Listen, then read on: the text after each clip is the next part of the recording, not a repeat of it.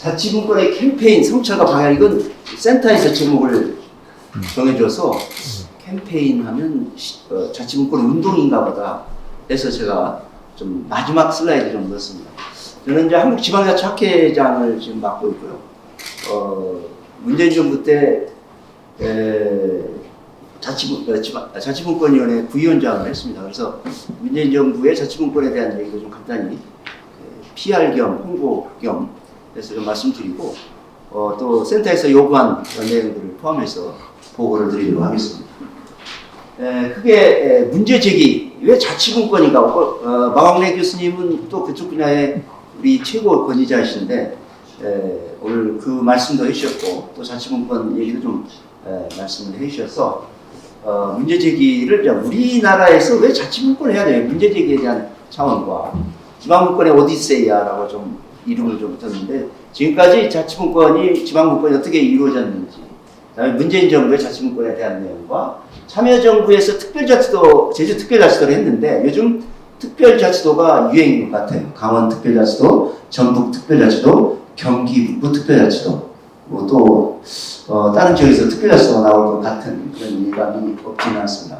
그 다음에 지방분권, 자치분권 2.0 시대의 이제 새로운 방향에 대해서 얘기를 하고 있는데, 저희 자치분권위에서 얘기한 자치분권 2.0이 뭐냐? 이제 단체자치였다면 이제 앞으로 주민자치 방향으로 좀 크게 턴을 해야 된다라고 하는 것이 핵심적인 내용이고, 새로운 여정이라고 해서 윤석열 정부에서 자치분권에 대한 어떤 로드맵 발표를 했는데, 그런 그 과정, 큰 방향, 어떤 방향으로 가야 될 것인가에 대한 얘기를 마무리하면서 지방분권 운동은 앞으로 좀 어떤 방향으로 좀 큰 틀에서 가야 되는지 말씀드리겠습니다. 위기의 한국사회와 기능부전의 국정운영 시스템. 제가 오래전부터 얘기를 했는데 여전히 이 타이틀이 유효합니다. 여전히 우리 한국사회는 위기의 사회이고 당면 과제들이 없지 않고, 그런 반면에 국정운영 시스템은 여전히 제대로 작동이 안 되는 것이 왜 그럴까에 대한 고민이 있다는 거죠.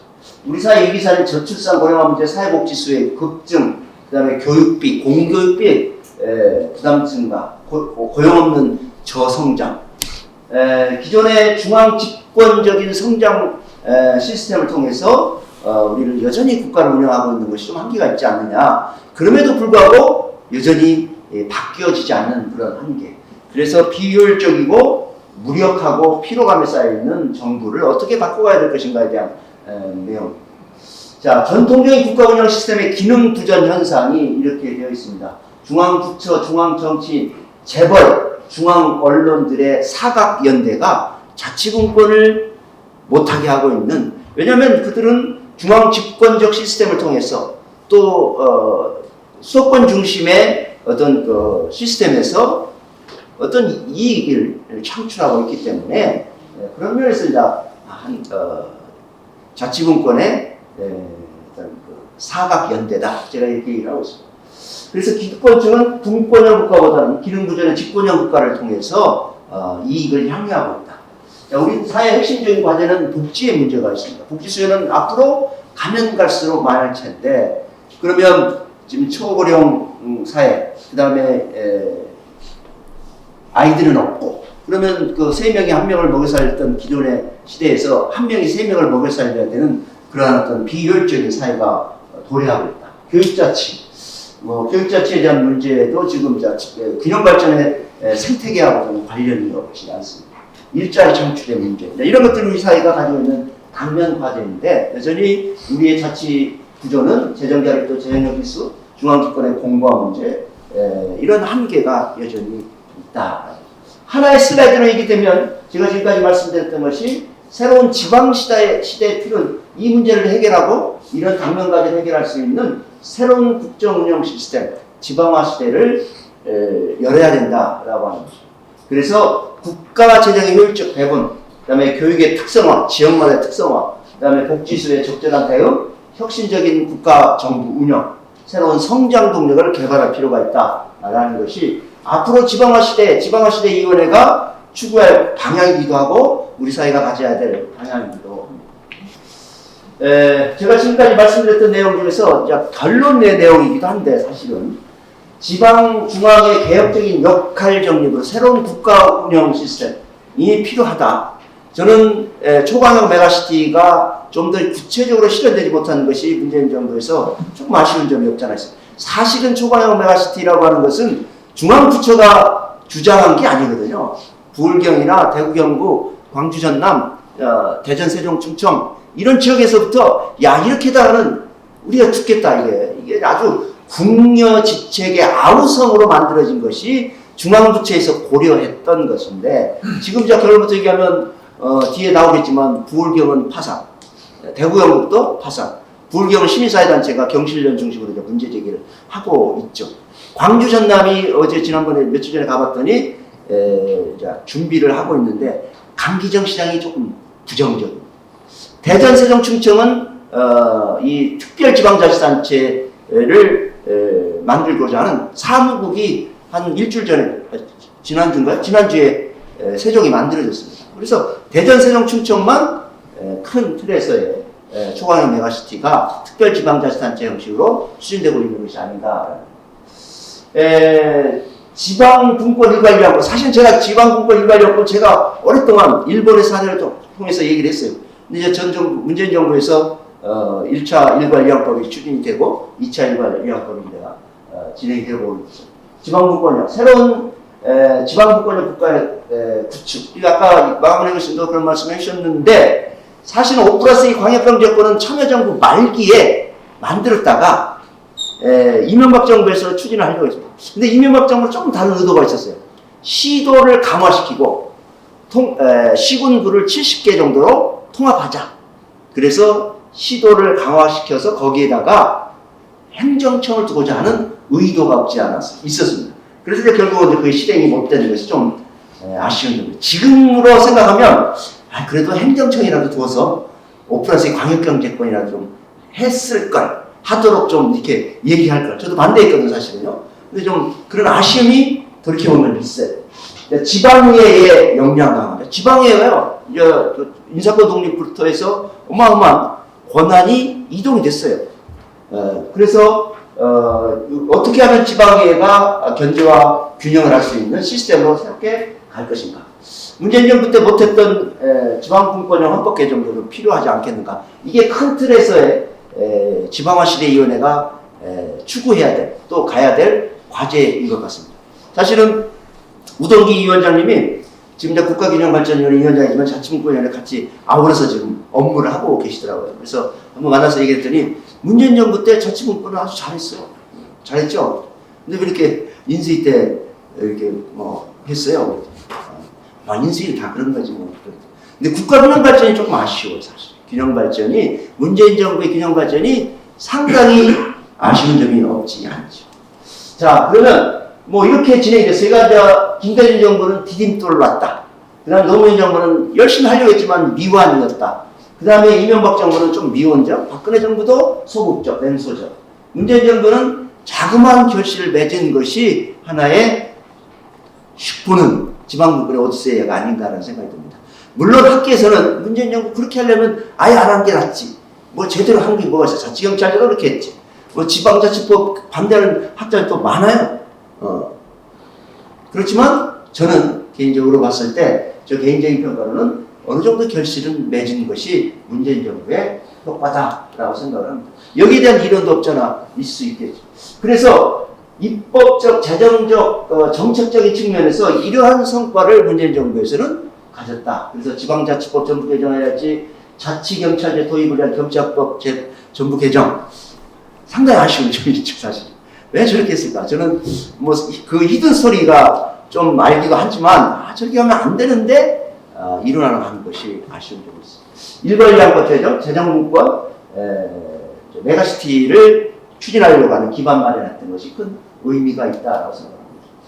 정부 개정안에 대한 내용은 큰 틀에서 주민주권, 자치권, 그 다음에 중앙지방 및 지방정부의 협력 과정 관계의 강화 이런 것들이 하나의 과제 성과이고요. 자치경찰제 도입에 대한 문제입니다. 사실은 이런 얘기를 하면 이렇게 비판하는 사람, 태어나지 않아야 될 아이를 낳았다 이런 얘기를 한 사람도 있어요, 사실. 우리가 이론제 시스템을 갖기 때문에. 그래서 또 어떤 사람들은 그래도 일단 애를 낳고 뭔가 좀 바꿔가보자 라고 하는 것이 좀 긍정적인 측면에서의 얘기입니다. 그래서 이런 것들이 인사권의 한계, 신규 사업 발굴 추진 시 경찰청하고 늘 싸우고 경찰청이 못하게 해요. 이 이니시어티브를 경찰청이 전려. 그 다음에 자치경찰 사무관인 경우에 갈등이 있거든요. 뭔가 자치경찰위원회에서 경기북부 자치경찰위원인데요. 뭐 하려고 하면 꼭 경찰청이 있어서 문제. 위원회 구성의 문제도 있습니다. 다양성, 그 다음에 시도와의 협력적인 측면에서 한계가 없지 않고 여성의원 인권 전문가가 좀 부재하다. 변호사들이 많으시더라고요. 보니까. 그 다음에 의원 선발 시에 여러 가지 한계가 있다는 것. 재정의 문제, 저도 해보니까요. 뭐 인사권은 거의 없어요, 사실. 거의. 뭐 인사권과 평가하는 것도 뭐 한 5%도 안 돼요. 반영 비율이. 이게 뭐, 그래서 자괴감이 들기도 하죠, 사실은. 재정적인 측면도 마찬가지입니다. 국비 지원액의 부족이랄지 또 국비 지원 방식에 있어서 예산권 편성하는 데 있어서 한계, 그 다음에 국고 보조금의 편성 자율성의 저해, 이런 것들이 예산적인 문제고요. 인사권에, 앞으로는 그러면 인사권을 좀 더 현실화하는 조치가 필요하다. 그 다음에 사무 범위에 있어서 민감한 측면이 없지 않아 있습니다. 그래서 신규 사업 발굴 초기부터 서로가 신뢰와 협업을 토대로 해서 운영을 할 필요가 있다. 좀 더 여러 가지 한계가 있지만 이것을 뭐 현 정부에서 이원화 시킨다고 하니까 좀 더 지켜보고 지원할 필요가 있지 않나 생각이 듭니다. 위원회 운영의 난제 해결. 그러니까 위원회 인력 추가 배치로 업무 추진이 현실화죠. 이게 사실 사무국이 있는데요. 제대로 집행기관으로서의 역할을 하기 어렵죠. 그리고 우리가 경찰청에서 인력들을 이렇게 지금 데려와서 있어요. 사실은 사무국의 인원이 아닌데도 불구하고 또 돌려보낼 수도 없고 또 보내달라고 하기도 하고 이런 측면이 없지 않아 있어요. 사무국이 매우 집행기관으로서 역할을 하는 게 있는 어렵다. 그 다음에 위원회 구성실의 전문성 좀 확보할 필요가 있고요. 좀 더 싱크탱크로서의 역할, 그리고 싱크탱크 전문가들 참여 기회가 좀 확대돼야 된다. 예산권의 확보를 위해서 독립세원지자체기관 및 자치경찰 특별회계를 좀 가칭으로 신설할 필요가 있다. 그래서 소방안전교부세처럼 자치경찰 교부세도 필요하지 않겠는가. 돈이 필요하다. 그 다음에 국비 지원의 증액 문제, 그 다음에 관련 법률의 재개정을 통해서 자치경찰이라고 하는 것이 좀 실질화될 수 있도록 해야 된다. 자, 일괄위안법은 오랫동안 주장했던, 학회에서도 주장했고 저도 개인적으로 학회 논문을 써가면서도 얘기를 했던 것이 일괄위안법. 근데 사실은 1차 일괄위안법은 박근혜 정부 때, 이명박 정부 때 하지 못했던 것. 국회 심의를 통과했는데 법 개정이 안 됐던 것. 법 개정이 안 된 것들을 모아해서 일괄위안을 했습니다. 근데 1차 일괄은 쉽게 됐어요. 왜냐하면 국회가 호의적이었고 국회가 이 문제에 대해서 필요성을 좀 느꼈기 때문에. 근데 이제 2차 일괄위안법은 여러 가지로 어려운 점이 없지 않았습니다. 이제 국회가 반대하더라고요. 국회 사무처에서 국회의원들이 반대하는 게 아니라 국회 사무처에서 반대. 이것은 국회 고유 기능인데 어떻게 각 상임위원회, 위원회에서 논의해서 올라가야지 어떻게 일괄해서 하느냐. 이건 국회를 행정부가 무시하는 처사다. 그래서 국회 사무처 전문위원들이 사무처 전문위원들 안 계시나?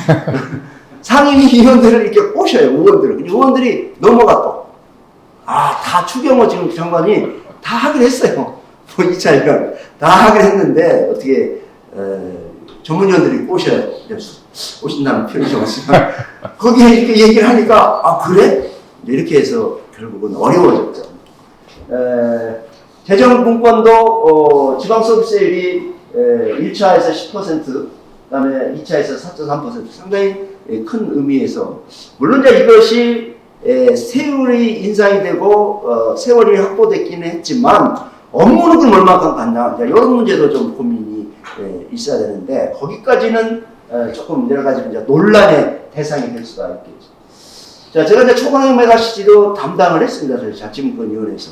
그래서 좀 뭔가 이게 좀 될 수 있도록 저도 오랫동안 소신을 가지고 했었으니까 그랬는데 결국은 아까 말씀드렸듯이 좀 좌초 상태에 있죠.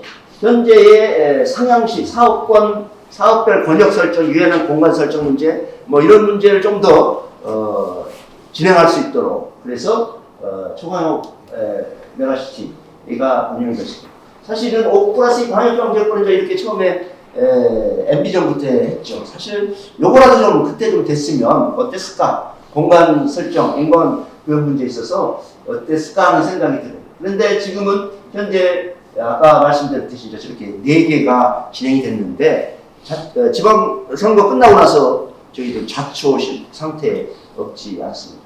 대전, 세종, 충청과 광주, 전남만 조금 진행되고 있고 부울경은 그 부산 경실련 중심으로서 이제 피켓팅을 계속 하고 있는데 저게 어떻게 이제 수렴이 돼서 될지 저는 공간 문제는 잘 모르지만 우리가 자치분권과 균형발전의 생태, 지역의 생태계가 다 깨졌잖아요.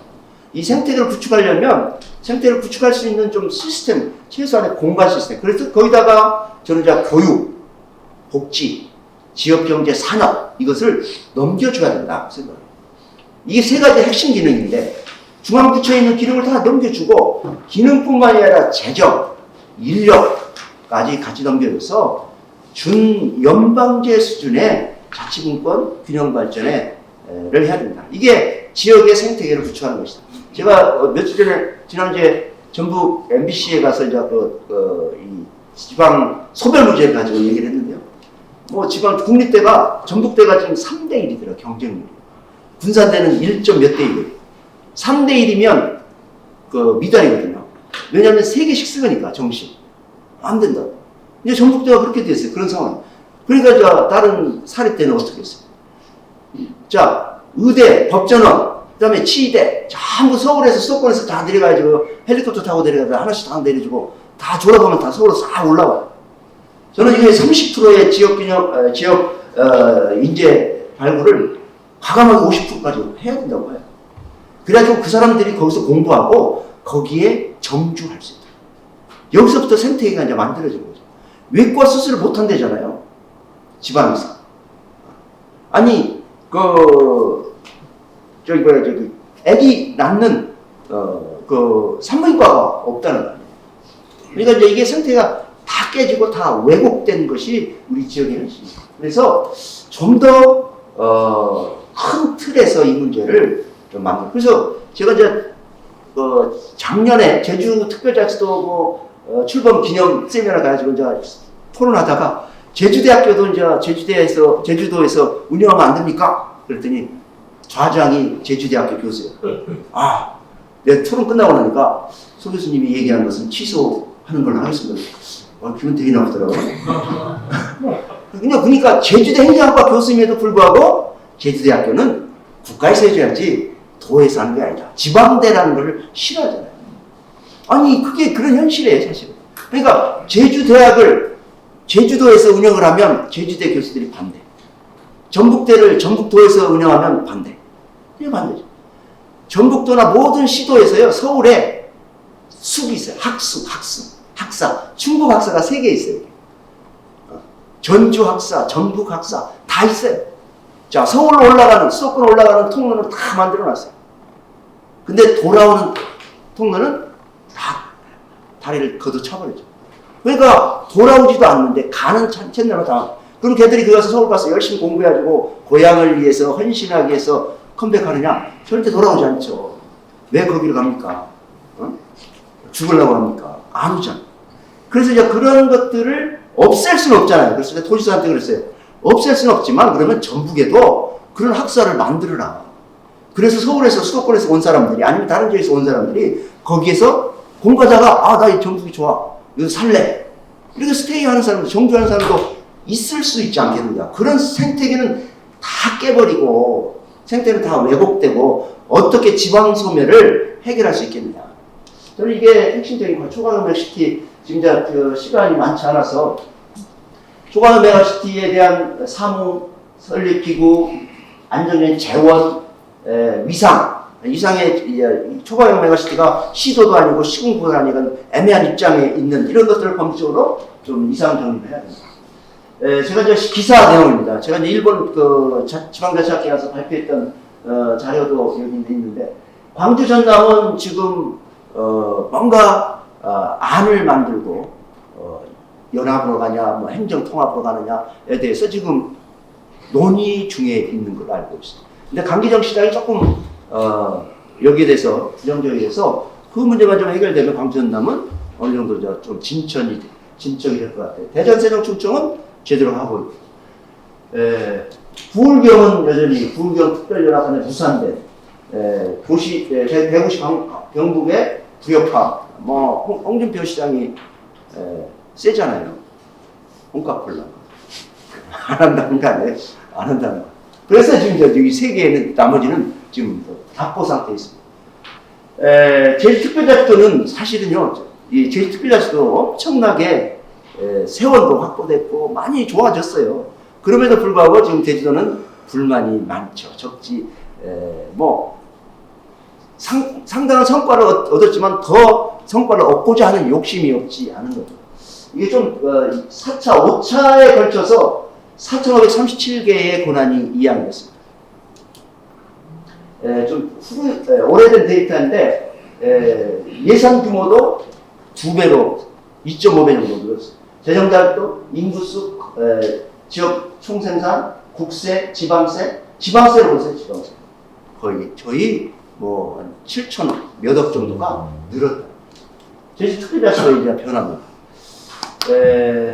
이렇게 해서 문재인 정부나 참여정부 때 이뤘던 지방자치분권의 이제 성과, 앞으로의 방향은 자치분권 2.0 시대에 있어서 이제는 좀 더 지역 주민 내 밀착형 자치분권을 해야 된다라고 하는 핵심적인 내용이고요.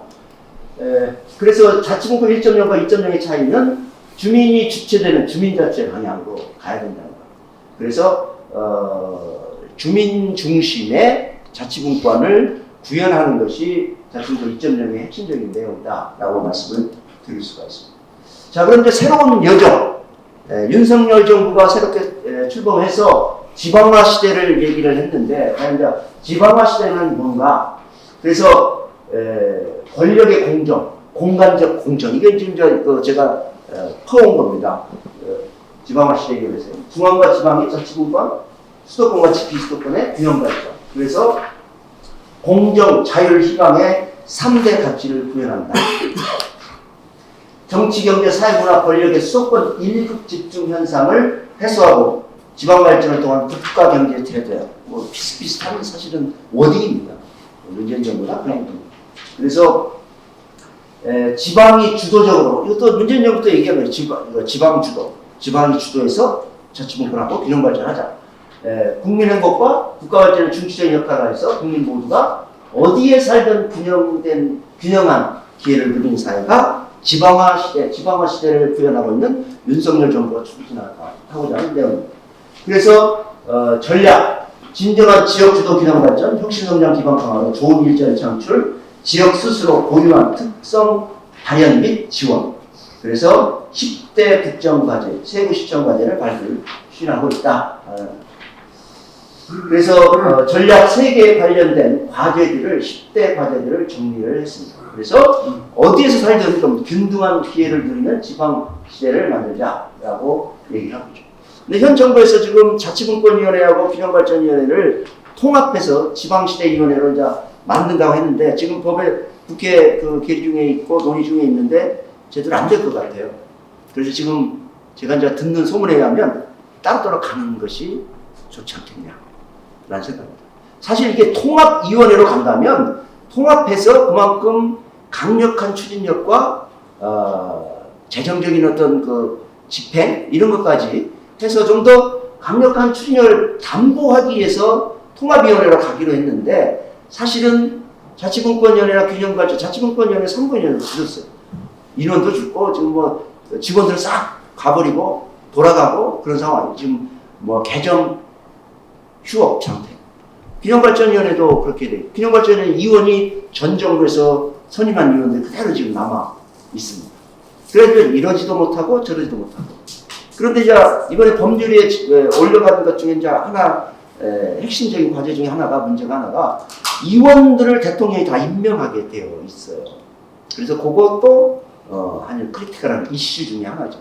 왜냐하면 자치분권위원회 고유 권한은 그겁니다. 지금 중앙행정 권한을 지방으로 이양하는 데 있어서 심의 의결하는 그 기능이 있거든요. 그러려면 행정부로부터도 독립해요. 그래서 지역의 문제를 지역에 잘 반영해서 중앙행정권한 심의를 할 수 있어야 되는데 이게 대통령이 임명하는 그런 의원들로만 구성돼서 할 경우에 한계가 있다는 거죠. 자치분권위원회나 본위원회 가면요 엄청 싸워요. 싸운다는 표현이 엄청 토론을 많이 해요. 이양을 해야 되느냐 말아야 되느냐. 이제 그런데 그런 논의가 안 될 수가 있다는 거죠. 근데 이제 그 저변을 보면 예산에 관련된 내용이 있기 때문에 균특회계에 관련된 것들을 기재부에 자문할 수 있도록 되어 있기 때문에 그 문제 때문에 쉽지 않는 그런 측면이 있습니다. 그래서 저는 그럴 바에 그냥 따로따로 가는 것이 오히려 현재 상태에서는 맞다. 오히려 힘도 약하고 강력한 추진력도 없는데 같이 가가지고 자치분권은 완전히 없어지고 균형발전의 방향만 간다고 할 수 있지 않겠는가라는 그런 현재 상태의 한계가 있다. 그래서 자치분권 지방권 운동의 방향 크게 1세대, 2세대, 3세대에서 이게 좀 다른 측면이 없잖아 있습니다. 그래서 3세대는 뭔가 실리적 연구, 실리적 성과를 낼 수 있어야 된다. 그래서 옛날에 대통령실이나 청와대에서 늘 논의할 때 자치분권 하면 뭐가 좋아지는데 우리 삶이 좋아져? 경제가 좋아져? 이렇게 얘기를 늘 한다는 거죠. 근데 거기에 대한 실리적 대답을 할 수 있는 그런 방향으로 갈 수 있어야 된다. 저는 자치분권과 균형발전이 추구하는 가치는 다르다고 봐요. 다른데 그것을 통합하는 과정 속에서 참여정부 때도 엄청 논란이 많았잖아요. 다른 가치와 철학을 어떻게 합치냐 이런 논란인데 지금 또 보니까 합쳐야 되는 상황이 될 수 있는 거죠. 그런 측면에서 실리적 연구가 필요하고 그렇게 함으로써 저는 늘 제가 지금 쓰는 워딩입니다. 지속 가능한 자치분권 또는 균형발전의 생태계를 좀 만들어주자. 그래서 이게 지방 주도고 지역 주도지 이 생태가 다 깨지고 왜곡되는 구조를 가지고 어떻게 자치분권 균형발전을 하느냐는 얘기죠. 그래서 교육과 복지와 지역경제, 산업의 생태가 지역에서 살아날 수 있도록 좀 해줘야 된다. 그러려면 저는 대학이 살아야 되고요. 대학에 지금같이 서울에서 쭉 법전은, 의전은, 치의대, 좋은 대학은 다 서울에 있는 사람들이, 수도권에 있는 사람들이 가서 공부하고 다 돌아오는 이런 시스템은 생태계가 아니잖아요. 깨진 거예요. 이게 지역 생태계가 깨진 거죠. 그 다음에 지역경제 산업, 대학을 살리기 위해서 수십조를 교육부에서 썼어요. 근데 지방대학이 지금 벚꽃 지는 순서대로 문을 닫게 되어 있는 상황에 그 수십조는 도대체 어디로 갔냐는 얘기죠. 지역경제 산업도 누가 늘 얘기를 하지만 지역이 주도하는 이것도 이제 보조금의 형식이랄지 이런 형태로 가게 되면 지방에 가서 푼돈이 될 수밖에 없다. 국고 보조금의 개수가 몇 개 되는지 혹시 아세요? 약 3천여 개 된답니다. 3천여 개. 그러니까 3천억을 전라북도에 때 주고 네가 알아서 써라 하는 것하고 3천억을 300개로 나눠서 주고 네가 알아서 써라 하는 거하고 어떤 것이 국고가 효율적으로 집행되고 그 예산이 효율적인 성과를 낼 수 있을 것인지는 뻔합니다. 그 방법하고 매우 흡사해요. 부모가 자녀들에게 용돈 줄 때 30만 원 주면서 만 원씩 다 쪼개가지고 아침 A라는 식당에 가서 김치찌개 먹어라. 이게 정해준다는 거죠. 점심 10만 원은 교통비 써라. 이렇게 되면 결국은 30만 원이 그 자녀에게 바르게 효율적으로 쓰여지지 못하는 측면입니다.